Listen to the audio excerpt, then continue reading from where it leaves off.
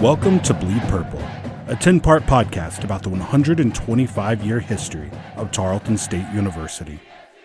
Host Drew Myers will cover Tarleton's rich traditions, speak with notable alumni, and uncover the stories that give Tarleton its lasting legacy. Here's your host, Drew Myers.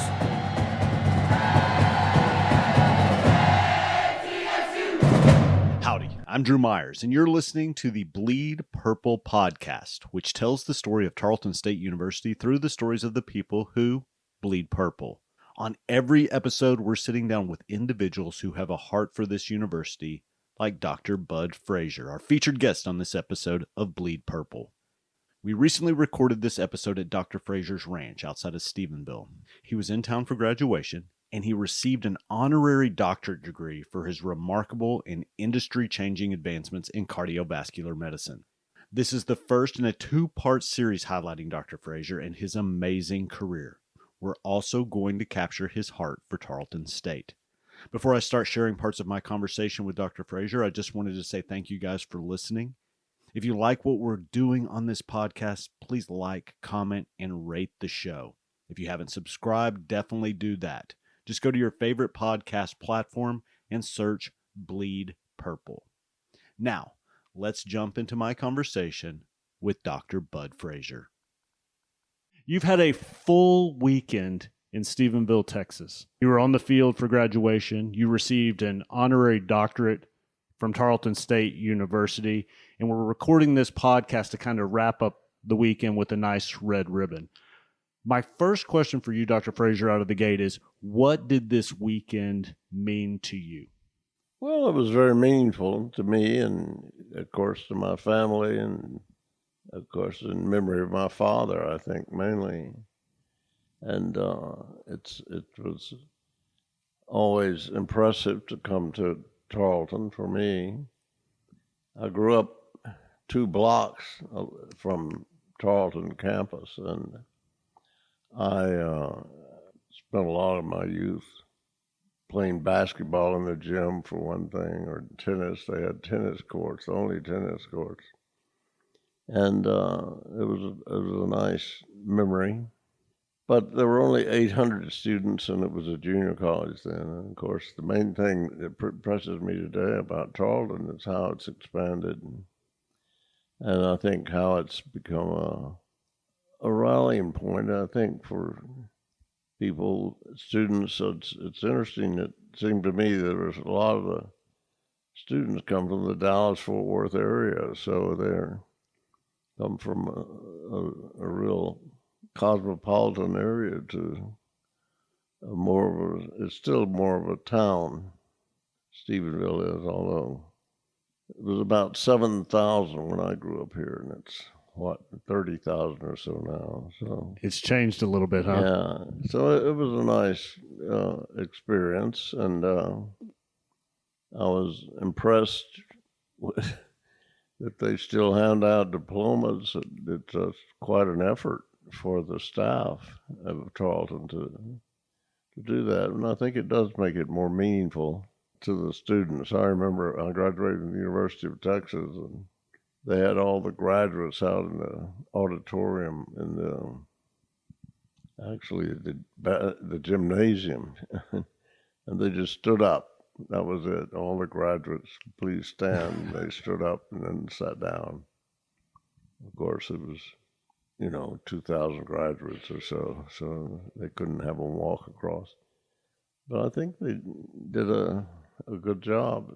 It was a good ceremony, and I think it was well appreciated.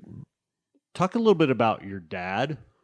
We talked a little bit about it before we hit record on this, but just talk about your father. Again, track coach and math professor here at Tarleton.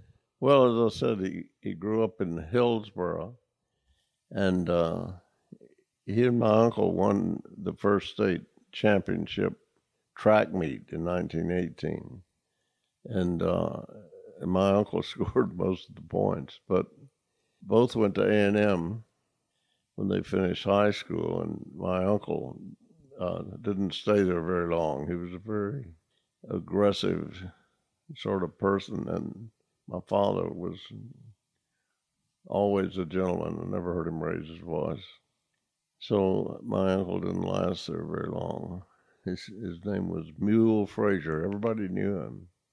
When I started working in surgery with Dr. Cooley, the most renowned heart surgeon in the world at the time, when he found out my name was Frazier, he asked me if I was any kin to Mule Frazier, because my uncle was very well known in the 20s and 30s. But my father came back to Tarleton in 1925, and he stayed there the rest of his life. And I know he always seemed, of course, he went in the war. He left in the war, World War II. But that was the only time, he was away from Stephenville and Tarleton. But I know he was very fond of the place. They were very fond of him. They dedicated the annual every year. Tarleton had an annual. I don't know if they still have those or not, but they dedicated it to him twice. So he was very popular. And at his funeral in the Methodist Church, they couldn't seat everybody. They had people on the outside. His name is on the track at Tarleton now. Yeah, he was the track coach. He ran track at A&M, and he coached track and football at both when he went to Hillsborough High School after he left A&M. And he came here, he coached both. But with time, it evolved. He was just the track coach, and he had great success as a track coach. He won like 26 or 27 conference championships. And he coached two that went to the Olympics. There were two people that went to the Olympics that he coached at Tarleton. Did you think of your dad this weekend? Well, yeah, I thought, it was more of an honor to him, I suppose. And I think, and I know he would have been very, very thankful, I guess, for the recognition. Again, we are on the heels of your honorary doctorate from Tarleton State University. You're recognized at the graduation this weekend. If your dad had been there to see this, what would he have said to you? Work harder. Well, he was always pleased, I must say. He was always encouraging success or failure. He was always. My mother was a little tougher, but my uncle was even tougher. But my father was a gentle, graceful man who was always positive.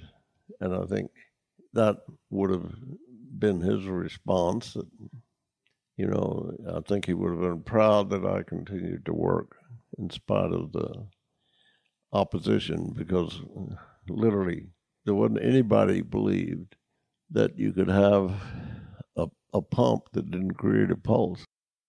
I want to push pause on our conversation real quick. Dr. Frazier started discussing remarkable advancements that he spearheaded in cardiovascular medicine, and we'll dive into that part of our conversation in part 2 of this 2-part series. But what I want to do right now is close down part 1 with some good stories. Again, on this podcast, we're telling the story of Tarleton State University through the stories of the people who bleed purple. The first story I want to share: when Dr. Frazier was attending Tarleton, he helped reconstruct the stone gate at Military Way on campus.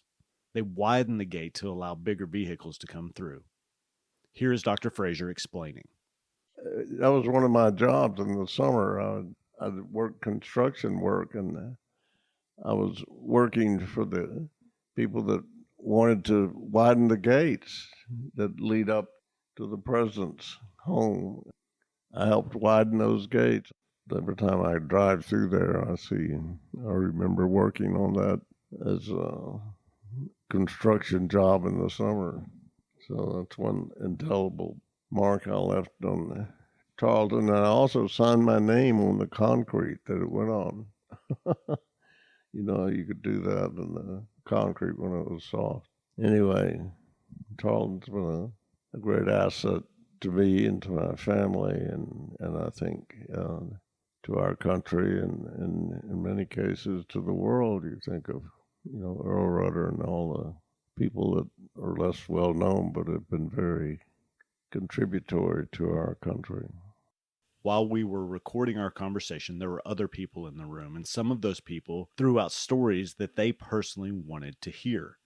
Dr. Frazier's son brought up a neighbor who marched up and down the street on a weekly basis, wearing his uniform from the Spanish-American War. Dr. Frazier chuckled a little when he was reminded of this story, and then he explained the patriotic occurrence that happened right here in Stephenville every week.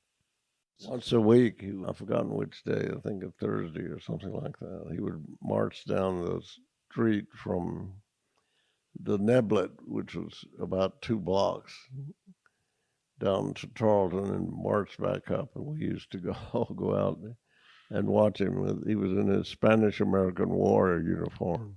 Of course, he was very proud of that Spanish-American War, which nobody else even knew existed, But I thought that was an impressive thing for me, and it showed the dedication to the past that we all have to have. We also have to have something to build on, and I think that was a great contribution. And I think, as I said, just growing up around my father, who had this calm resolution to do things, and he just always would try to see the positive, even in the most negative things. Well, it can be better. And I think that's one of the things that influenced me a lot in my career. Looking forward, not looking backward. An ongoing theme throughout our recording session was the name of this podcast, Bleed Purple. The irony was pretty obvious. I was having a conversation with a heart surgeon, and blood is not purple. Someone in the room brought that up while we were talking. This was Dr. Frazier's response. But real quick, before I play that excerpt, this soundbite starts to trickle into Dr. Frazier's journey in cardiovascular medicine. It's the beginning of our segue into our next episode, which showcases his illustrious career. During these industry-related stories, you'll start to hear names like Dr. Michael E. DeBakey and Dr. Denton A. Cooley. These gentlemen were on the forefront of heart surgeries, heart transplants, and the development of the artificial heart. Dr. Frazier speaks very highly of these men that he worked alongside. Starting with this soundbite and carrying over into the second part of this 2-part series. Again, here is Dr. Frazier confirming that people don't actually bleed purple. No, it's a little blue, but it's not quite purple. But it is certainly blue. Unoxygenated blood has a bluish tint, and you can see it immediately when it goes through the oxygenator. It immediately turns red.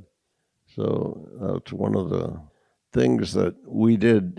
And again, in the history of heart surgery, they didn't have any way to stop the heart because they couldn't create a pulse, but until they finally figured out, and Dr. Cooley was the master of that. That's why people came to Houston.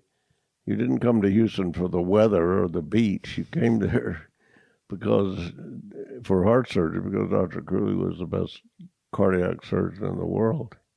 And I think that's the thing that impressed me is how the nature attaches the oxygen. All you have to do is expose it. Nature does the rest.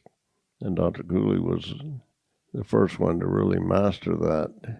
And we're all built on the things of the past, and that certainly helped my career, and a lot of what Dr. DeBakey did also.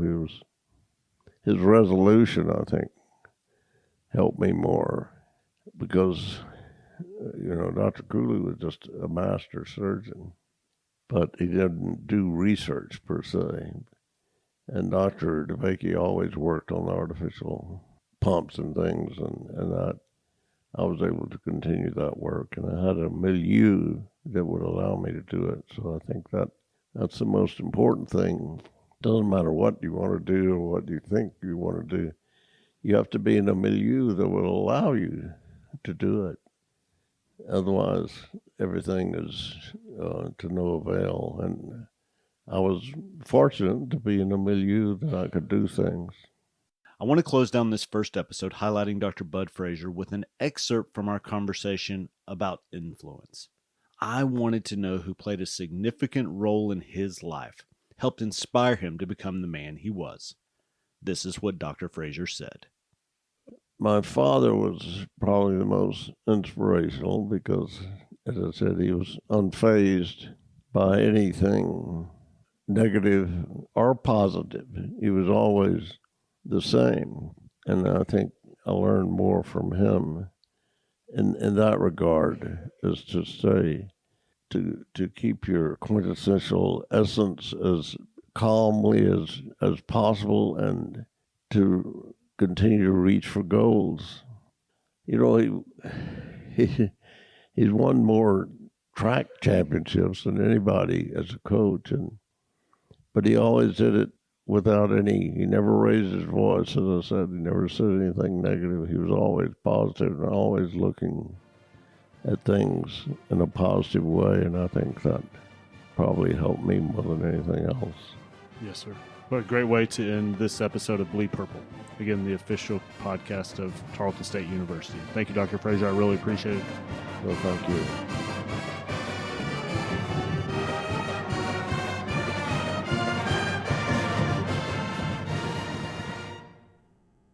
Are you ready to take control of your financial future? Doug McLemore is the founder of McLemore Financial Group and a proud Tarleton graduate and supporter. The company specializes in providing personalized financial planning and investment strategies tailored just for you. Whether you're saving for retirement, planning for your child's education, or seeking to grow your wealth, their experienced advisors are here to guide you every step of the way. You can find them at 1529 West Lingleville Road in Stephenville, or on the web at mclemoregroup.com, or give them a call at 254-968-1020 to schedule your free consultation. McLemore Financial Group is your partner in financial success. Securities offered through LPL Financial, member FINRA SIPC. Investment advice offered through McLemore Financial Group, a DBA of Advisor Resource Council, a registered investment advisor. McLemore Financial Group and Advisor Resource Council are separate entities from LPL Financial.